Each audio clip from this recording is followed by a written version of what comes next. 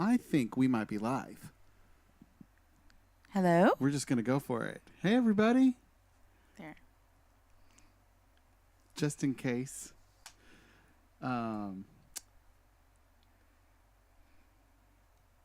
Welcome to Tea Time.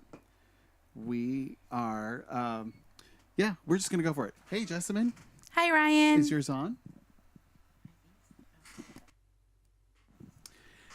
Hey, Jessamine. Hi, Ryan. It's good to be together. Thank you all for joining us today, for being with us for Tea Time. We take this time to just kind of, check in. How are ya? Oh, good. You got to see us fumble a little bit. We look good. Hey, we're in green. Yes. Yeah. Happy St. Patty's I Day. almost said Valentine's. It's a different day. So talking about just, what's going on. We'd love for you, those of you that are live with us, to just kind of let us know how you're doing, what's going on with you, especially if you're doing something, incredibly interesting. Hey, because a lot of families are on spring break. So we'd love to hear about if you're on a trip somewhere, wherever you are, if you are hanging out with us live. And one thing I love is that people watch this, whenever. Okay. Let's just get into it. Okay. I like to set it up. I like to give the context, but we're just getting into it. So yeah, this Sunday, the theme is from this little scene of Jesus and this fig tree. And with this whole idea of the fig tree is there's this problem in that it's a fig tree that's not producing figs. And the way that Jesus talks about it, hey, the landowner, the guy who owns the fig tree, is like, I'm done. Let's get this out, get something in here that's going to actually do what it's intended to do. And you and I were talking this morning about what might this story be telling us in terms of, how productive we are and how we, work to get the results that we either feel we need to get, or someone has told us we need to get. What's that like for us, and what's the grace that Jesus is giving to us in this story about being fruitful, the question of being fruitful. Right. And we tend to be very results driven. Like, we want results all the time, right away, very motivated. But I think it's a more beautiful and more purposeful journey when it's the process, when we're able to really enjoy and be driven by the process and the results. And that's hard. Yeah, it's that the treasure quest, and you get there in the end, it's not the treasure, it's the friendships you made along the way. This whole spiritual life is very, very process oriented, very journey oriented, which, isn't that a little contradictory in all the language we put out there about heaven is your home?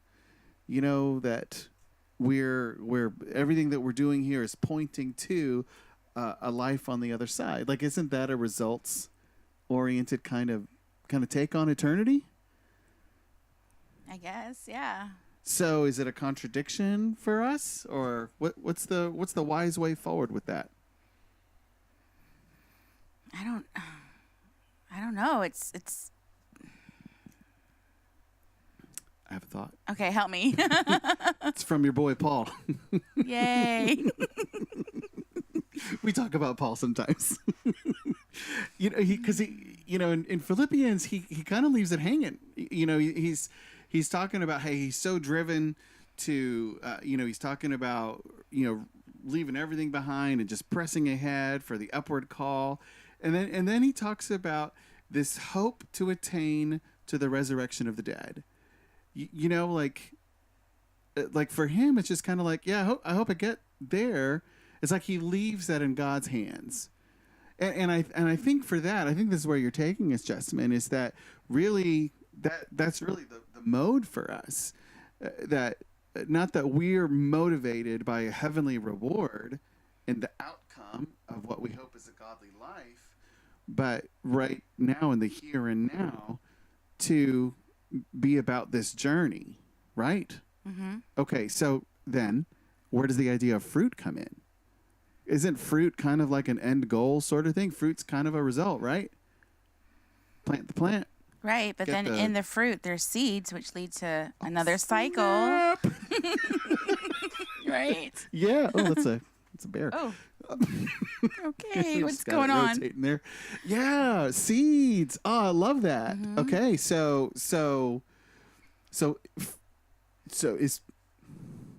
is fruit the result or not? It's right. If we're looking at a cycle, then what's the intended outcome? It's not fruit. It's, I don't know. It's just life experience. Yeah, it's Yeah, life. yeah. Oh my gosh. I feel like we're changing the world right now. I don't know. But Well, it's so great. Christ is. Yes. Oh, you're so good at this job. Yeah. That's and isn't that it? Isn't that the whole big idea that God has always been and is still through Christ ushering us into life? Right. I mean, that's it. God is life. You know, I mean, when God reveals God's self to Moses, you know, it's the great introduction of God's name in the Bible. He says, "I am." It's all about existing, about life. That's what God's all about. So if we're walking the spiritual road, if we're engaged together on the spiritual journey, it's a journey of the full on embrace of life and all that liveliness entails. That's pretty nice. Mm-hmm. That's good, right? Yes. Yeah. So what are we to do? I mean, I'm alive right now, sitting here breathing, heart beating. I mean, is that it? Are we just supposed to, live well? I go back to the passage about that in Luke 13, right? Yeah, Luke 13, about the fig tree that's not producing, and they just want to, like, okay, be done, because that makes sense to us, right? Yeah. If you're not producing, you're not helping, you're not doing what your purpose is, and then the gardener says, give me one more year, and I think about that, where that's grace, right? That's grace. But then it's also hard in our life to apply it where, okay, one more year, then you keep asking for another season. Like, how do you know when it's to say no? Yeah, here's what I was thinking while you were talking about that, because the story stops, right? It stops there with the promise of another year. And here's the cool thing. It's not just, hey, give it another year. The one tending to the life of the fig tree is saying, I'm going to do all this work to, I don't know, to enhance, to increase the potential, pour into the life and liveliness of this tree. And maybe that's why the story stops there, because maybe that is, in a sense, the desired outcome for that fig tree, right? I mean, there's more ways to think about fruit, and especially if you're talking about a generative idea, this fig tree, we're still talking about this fig tree, a couple thousand years later. It's not even a real fig tree. It's a story, but it's generating life and liveliness in us as we're thinking about how am I exploring the potential and pushing into the gift of this life and blessing. I guess what I'm looking for is, you said this at the beginning, we're so results oriented, and you meant like ideal results oriented, not just, oh, well, here's where we landed, but nah, man, I got an A, or I got paid, or I won, or whatever it is. Like that's what we celebrate. And we, and it feels a little weird, like for us talking about our kids and like sports and stuff, to like, you guys did your best, even though we want them to win. Right. Right. But I think there really is something to the larger view of results and fruitfulness. That's not necessarily the win, the payout, the grade, right? I feel really good about that. Yeah. It's a fight though, because we're wired to that, or maybe the world has also wired us. Yeah. Or has like structured us to go after results. And I guess, life with Christ it's unexpected. It's miracles. It's wonder, Adventure. And sometimes our results, this is truth, that what we want is not always what God has for us. This reminds me, I gotta tell a story. This reminds me of, we were talking about fruit, and I remembered a story with my dad. Yeah, that's a good one. He had taught me how to mow the yard, and I was excited to help him.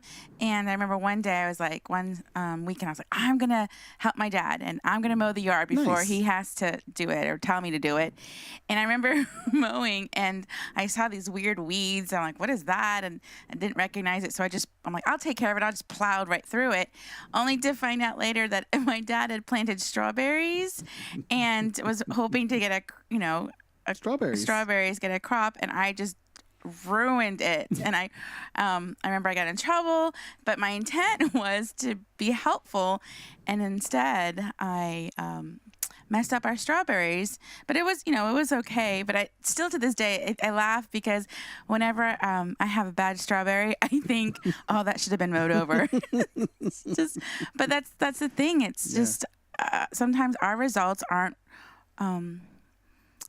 During the process, during the growth, God reveals that it's something different. Yeah. It's not what we expected. It's something more.